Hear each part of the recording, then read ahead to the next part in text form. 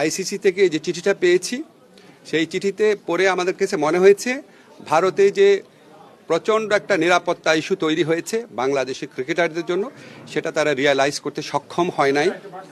এবং আমার কাছে মনে হয়েছে এটা নিরাপত্তা ইস্যু শুধু না, এটা জাতীয় অবমাননা ইস্যু।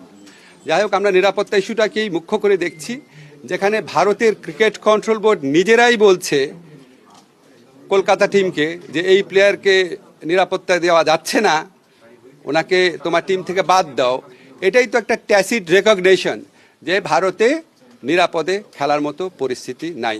আমরা ভারতের যে বিগার পিকচার আছে, সাম্প্রদায়িক পরিস্থিতি, সেটা নিয়ে কিছু বলতে চাচ্ছি না, কিন্তু আমাদের ক্রিকেটারদের নিরাপত্তা, বাংলাদেশের নিরাপত্তা, বাংলাদেশের মর্যাদা, এটার প্রশ্নে আমরা কোনো আপোষ করব না।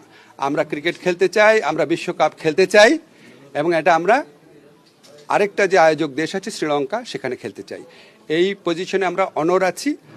আমরা কেন এই পজিশনে অনড় আছি? আমরা আশা করি আমরা আইসিসিকে বুঝাতে সক্ষম হব, এবং আইসিসি আমাদের যুক্তিগুলো সহৃদয়তার সাথে নিরপেক্ষভাবে বিবেচনা করে আমরা কষ্ট করে যে অর্জনটা করেছি সেই টি-20 বিশ্বকাপে আমাদের খেলার সুযোগ করে দিবে। ধন্যবাদ।